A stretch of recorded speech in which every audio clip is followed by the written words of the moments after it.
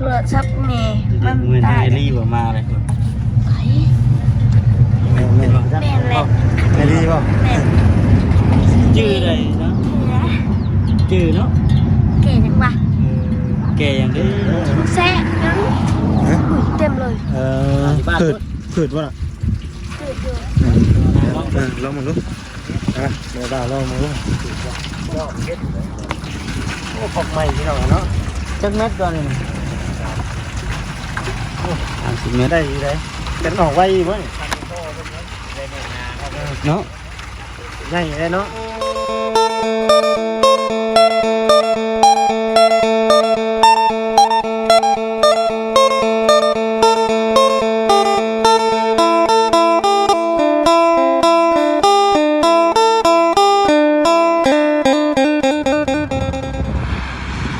เลยเนาะพี่น้องเนาะ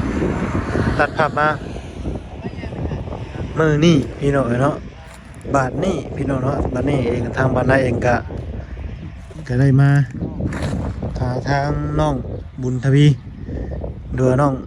อย่างก็น้องเพิ่นน้องผู้น้อยพี่น้องเนาะทางบ้านนายเองกันดื่มนะพี่น้องเนาะก็มาหาทางน้องเพิ่นเธอเดียวหรือว่าเธอแรกนี่เป็นเธอที่สองพี่น้องเนาะจังไดก็ฝากไว้พี่น้อง FCเข้ามาเป็นกำลังใจเข้ามาเบิ่งมาชมให้ทางบ้านนาเด้อพี่น้องเนาะก่อนอื่นก็สบายดีสวัสดีพ่อแม่พี่น้อง FC กันเบิดสุขคนเนาะพี่น้องเนาะบ่ว่าสิอยู่ในหรือว่าต่างประเทศก็ยินดีต้อนรับเข้าสู่ช่องของบ่าวนาบ่าวเสียงนาเนาะพี่น้องเนาะมาหามื้อนี้โอ้โหทางน้องเพิ่นอยู่หรือบ่อยู่พี่น้องเอ้ยคือเงียบเหงาแท้เนาะจังไดก็ไปเบิ่งไปชมนํกันเนาะพี่น้องเนาะมาอยู่ก็ทางบ้านนาเองก็ได้เข้ามาหาทางน้องเพิ่นแล้วพี่น้องเนาะพี่น้องเนาะทางบ้านนาเองสิกลับมาหาน้องเพิ่นก่อนอยู่หรือบ่อยู่เนาะจังไดก็ติดตามเบิ่งพี่น้องเนาะได้ขึ้นมาแล้วบ่อยู่กับอัปเดตบรรยากาศเดินน้องเพิ่นรอบๆนี่แหละเนาะพี่น้องเนาะไปพี่น้องเอ้ย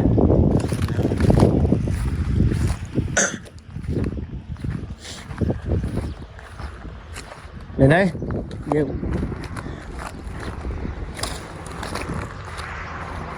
๋ยวผมแก้วว่า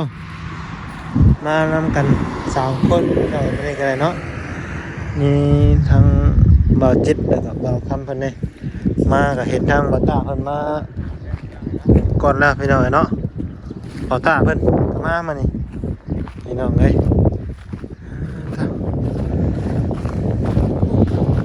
โอ้มาเมื่อนี่พี่น้องเนาะมีเสาอ๋อเท่าวันนี้เสาเนาะ2 4 8 14เสาพี่น้องเอ้ย14เสามาวันนี้มีเสาเพื่อนมีเสาน้ำพี่น้องเอ้ยเนาะมีบล็อกอีกวันนี้มีบล็อกมีน้ำเสาแบบนี้สบายดีเด้อเนาะทำมาสบายดีสบายดีได้น้องบุญทวีอยู่บ่เนาะน้องบุญทวีเจอกันอีกแล้วแม่นบ้านนี่นี่เนาะบุญทวีอยู่เรื่องบ่อยู่เนาะเฮ็ดยังน่ะอยู่บ่นี่บ่เจอขึ้นมาแบบเห็นหน้าเป็นงงเลยเนาะเฮ็ดยังน่ะนอนพักผ่อน ฮ้อนเนาะอากาศฮ้อนบ่ฮ้อนบ่ ใส่คือนอนอยู่แดดแท้เนาะแดดบ่ส่องบ่ บ่ นอนอยู่ผมอยู่เราก็ได้เนาะนี่บ่ได้ตื่นมาเป็นงงเกี่ยวน้องเพิ่นบ่อยู่เพิ่นได้มาหามื้อนี้ยังบ่ทันมีหา นี่ ไผ เบาได้เลยกาเบาตาเบาอย่าง บ่จัน คือ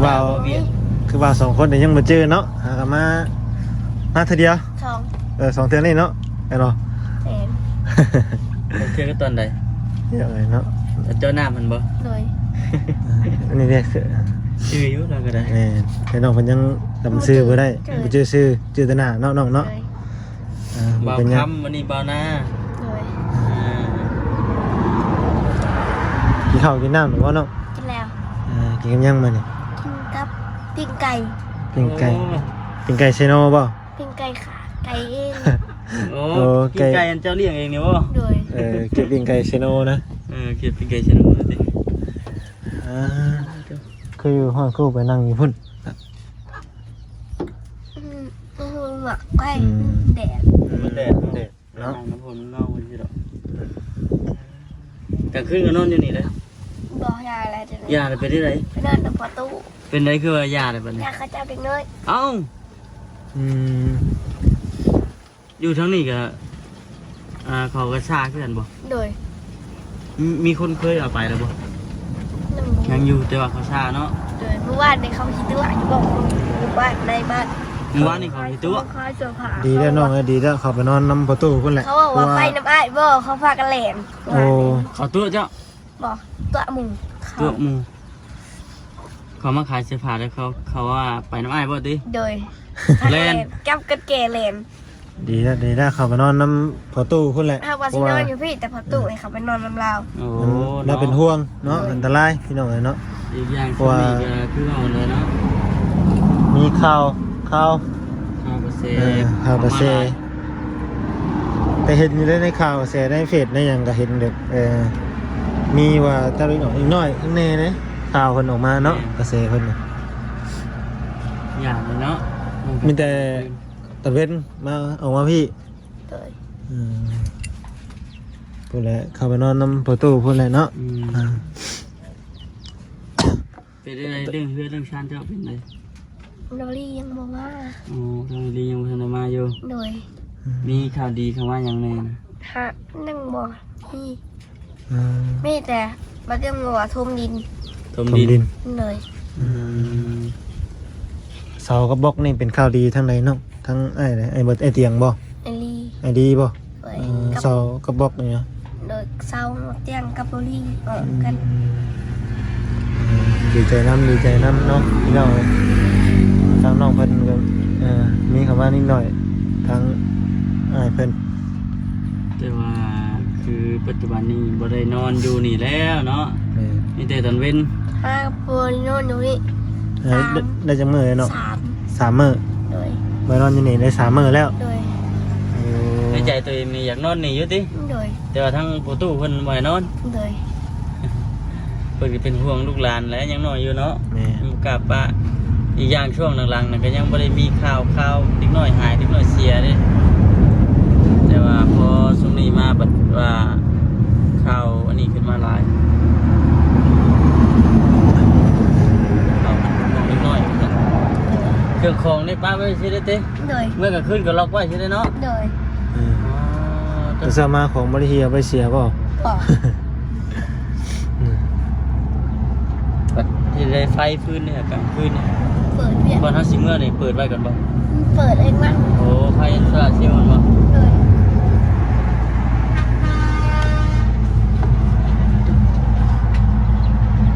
นี่พี่น้องนี่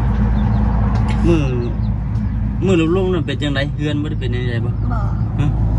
ลมแห้ง เย็นวะดอกมือ คน ยา บ่มี ฮะ คนบ่มี มือฝนเลย เจ้าก็อยู่นี่บ่ล่ะ โดย โอ้ ลมกับบ่มี นบบ่มีเอ้าบัดอยู่ทางพุ่นคือว่าผลึกเด้เนาะ ฝนหากระตกข่อยนึง อยู่ว่าลมแห้งมือมืดๆครึมๆ2มื้อที่ผ่านมาได้เป็นจังไดซั่น มันบ่เป็นหยัง บ่เป็นหยัง มันบ่มีฝนมีแต่คึม มีแต่ครึมๆซื่อติ ๆโดย นี่แหละพี่น้องเฮือนซานเราก็ได้เนาะเพิ่นว่าเฮ็ดอยู่เฮ็ดกินก็แม่นไปเฮ็ดอยู่หั่นกลางค่ำกลางคืนก่อนสิเมื่อก็ปิดไฟหมอดไฟคักก่อน โดย จังได้เมื่อว่าซั่นติ โดย เข้มทางสำเนาะคันสิทางประตูเพิ่นก็ให้เงินนอนอยู่นำก็ถูกอยู่พี่น้องเนาะแค่เข้มทางอีกอย่างน้องเพิ่นก็ยังน้อยเนาะ ไกลบ่จังนี้ไปเมื่อบ้านพุ่น 4 ลัก 4ลัก สิรับซ้ำก็ต้องเข้มทางอันตรายเด้ยังเข้มทางเลยเนาะเด็กน้อย2คนครับ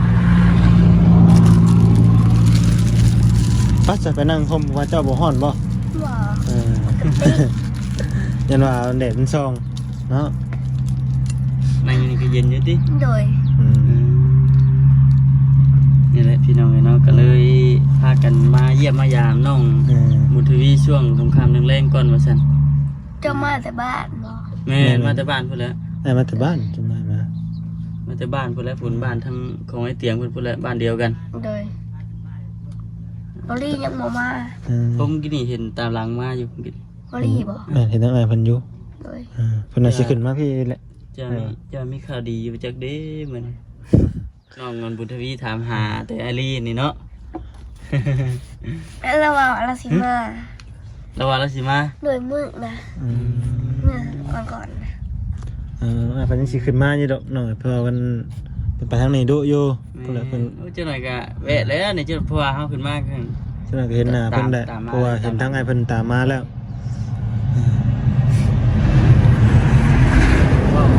ซีได้รุ่นนี้เลยสิมีข่าวดีอย่างนี้ น้องบุญทวียั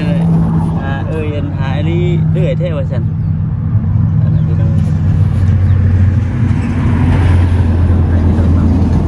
เดี๋ยวไก่กาได้บ่ได้เสียบ่ได้เฮียบ่กลางค่ำกลาง เขา คืน เอา มา ไปขายแล้วมันติดมันฮอดจะมันเป็นอย่าง ฮอด โดย มันยันติดเชื้อบ่ โดย ก็เลยไปขายดิ โดย บ่ได้มีบ่หลายว่าล่ะบัด บอกขายนำเลย เออ อยู่เพื่อนนะอยู่เพื่อนลุมมันติดเลย อืม แล้วพอเอาไปขายมัน อยู่ลมพ่นก็มีอีกบ่ เพื่อนลุมเด้ โอ้นี่เนาะ เพราะว่าเสื้อไก่ติดผางนี่มันติดง่ายเลยพี่น้องแปลว่าเอาชื่อปิ้งไก่ปิ้งกามากินกระดูกกระเดี่ยวเฮาถิ่มไปซ่าๆเนี่ยมันติดโลอันนั้น โดย อืม เพราะฉะนั้นเลยไก่ เดือนนี้มันติดถั่วบ้านเลย ถ้าเอาไปขายมัน เอาไปขายใช่ดิในเงินเฉย ได้พวกตัวดีสี่ ใครกลัวปล่อยให้มันติดไปได้ โต เนาะ 450,000 เลย โอ้ โล75 ขายเป็นโล เลย โอ้ ใครกลัวอันปล่อยมันแบบมันติดได้เนาะน้องเนาะ เลย เพราะว่าติดมันสิถิ่มไม่ซื้อพี่น้องเลยเนาะมันได้เสีย ขาย เออ บัดได้เงินพอได้ใช้อยู่ซั่นติ พอได้ซื้อข้าวนี่นะซื้อข้าวซื้อน้ำเนาะน้ำกินเจ้าก็ซื้อเนาะล่ะ โดย ฮะ ไปเอานี่ได้เฉยนี่ เขามาส่ง โอ้น้ำดื่มกาหมากส้มผู้ น้ำดื่มเพิ่นพี่น้องเนาะ คือว่าอากาศจะร้อนอยู่มื้อนี้เนาะ โดย พี่น้องอากาศจะร้อนอยู่มื้อนี้ ว้าวมาจิตก่อน แม่นบ่าวจิต วันรับมา วันนั้นมา มาในบ่าวบริมาทำมาเลย ไปดอง เดี๋ยวเราเห็นโยนทั้งคลิปอ้ายเพิ่นเห็นเพิ่นมาหาว่าขึ้นมาหาทางน้องบุญทวีเพิ่นว่าซั่น มีตัวชีมามือชอบเปิดแต่ว่าก็คือเอาได้เนาะยันฝุ่นกระเบียกพี่กระเบียกแน่ที่รอได้พี่น้อยเนาะก็เลยมีโอกาสผมเลย มีอา มา ขาย มีบ้านเขาได้ดองลายอยู่ป่ะ ว่ามื้ออื่นดอง ไปกินซีนผม ไปไม่อยากไป แต่เขาจะเข้าในบ้านจักโมงน่ะเข้านอนบ้านค่ำบ่ คำจะหน่อยกับเขา 4-5 โมง5 โมง โดย เพราะว่าไก่ฉันเนาะ4ลักพี่น้องคัน 5 โมงกับเขา เออ เมื่อวานเขา5 โมง คันนั้นจะขี่รถ หอด5 โมงค ขี่ รึ่ รง ถ มาถามมึงคือ มอเตอร์ไซค์น้ำประตูเนาะ เอ้ย ขี่ย่างโอ้ยเคยย่างอยู่บ่ล่ะ เคย เคยย่างไปอยู่ติ เคยอย่างนะ แต่ว่ายังบ่ได้อัน แต่เธอมีงานบุญเธออย่างไปอย่างหลัดไป ยังรักไปเลย เลยกะไก่อยู่ นอนอยู่หน้านี่แต่ว่าเขาไปดินบุญอยู่พุ่นตะกี้นะ คนแรกไก่อยู่ อืม เคยไปต่อในก็หอดอีกแล้วบริคำถามมาแล้วนี่ก็ขี่รถแล้ว อยู่นี่แล้วก็ใกล้เนาะถ้าอยู่เพื่อนได้อยู่ในเพื่อนมีอยู่จะคนน่ะ อยู่ข้างในตู้ มันอยู่กับแม่ตู้ มันจะเป็น4คนกับเจ้าบ่ล่ะ โดย กับน้องแน่เนาะ เฮ้ย ทางแม่ได้ติดต่อมาอยู่บ่เพิ่น ที่ต่ออยู่ คุย เล เพิ่ ย นบ่ได้เพิ่นสิมา ยังโมโห ยังทันฮู้หาเงินหาค่ำก่อนว่าซั่นติ เลย มีแต่ว่าสู้ๆก่อนเนาะ เดี๋ยวอดทนไปก่อน คู่แต่บอลอยู่ พูดเดี๋ยวบอลอยู่ โดย เพิ่นอยู่กับพ่อใหม่บ่ดิ โดย คนไทยบ่พ่อใหม่ โดย ได้คุยนะเพิ่นอยู่บ่ แต่อยู่โทรกระโทรเฟซเพิ่น เธอเฟซ โดยโทรศัพท์แม่มัน เหมือน ตาย ไอรี่บ่มาเลย ไอ้ แม่ แม่นแหละ ไอดีป่ะ แม่น ชื่ออะไรนะ นี่นะ ชื่อเนาะ เก๋จังวะ แกอย่างนี้ แซ่ยังอุ้ยเต็มเลย เต็มรถอยู่หวยมาเพื่อนเจ้า ไอดีเพิ่นก็มาแล้วพี่น้องเนาะ แม่น บ่ไม่ยังเพิ่น แล้วไปนะพ่อจัก คือเห็นทางไอเตียงก็ไอเตียงก็สิขึ้นมาคือเกินไปจักหน่อยนี่ ว่าเห็นทำดังมันเพิ่นมามันดังเจ้าชนะสิขึ้นมาอยู่ น้ำใสเลย อยู่ไสแม่ อยู่ บ่ อืม ว่าไปอยู่ลงเบิ่ง ตะกี้คุ้นมาละ ด้วย หมู่บ่ บอก อยู่ลงเบิ่ง อ๋อ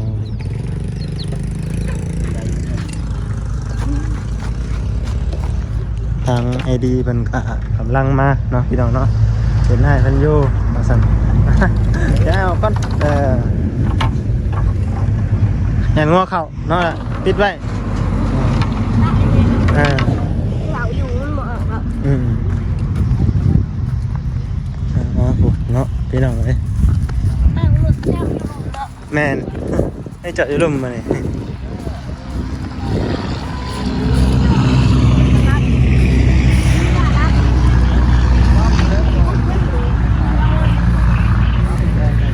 สบายดีเด้อเนาะทางบัตตาแล้วก็บ่าวเวียดแล้วก็ประตูน้ำสบายดีเด้อประตูเด้อเนาะฮ้อนเนาะนั่งห่มเย็นเนาะ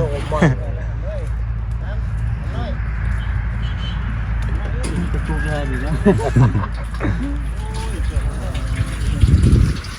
ตายเยอะไม่หายใจเยอะ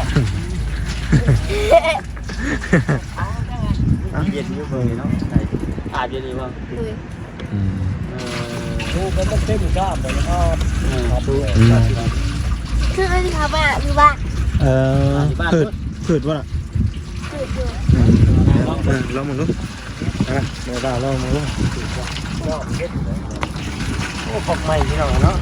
จักเม็ดก่อนนี่โอ้30 เมตรได้อยู่ได้ กันออกไว้บ่นี่ เนาะ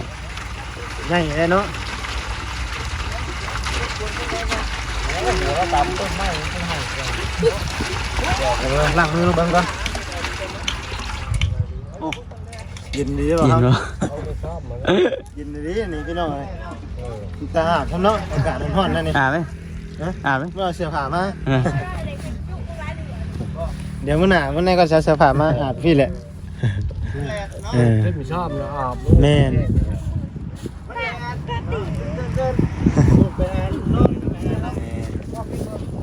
ไปหานั่งอยู่บนห่มเนาะได้พอจริงนะนี่ระบบได้แล้วโดยโอเคพี่น้องน้องเจทางวันนั้นเองก็สิได้ขอตบคลิปไปก่อนเด้อพี่น้องเด้อเนาะมื้อนี้ก็แวะเวียนกันเข้ามาหาทางน้องเพิ่นเนาะบ่ได้เข้ามาหลายดนแล้วพี่น้องทางวันนั้นเองเข้ามาวันนี้ก็ทางน้องเพิ่นก็มีข่าวดี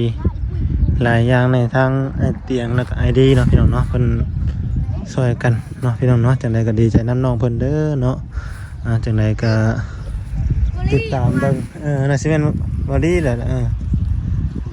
จังไดก็ติดตามเบิ่งไปนำกันเนาะพี่น้องเนาะว่าทางน้องเพิ่นสิมีข่าวดีหยังแน่ได้ยินทางน้องเพิ่นว่าเป็นอันนั่นให้มีข่าวดีสมดินดีพี่น้องเนาะสำหรับคลิปนี้ทางมาในก็ขอจบคลิปก่อนว่าพี่น้องอยู่ดีมีแฮงเบิดสุขสุขคนพี่น้องสบายดีพี่น้อง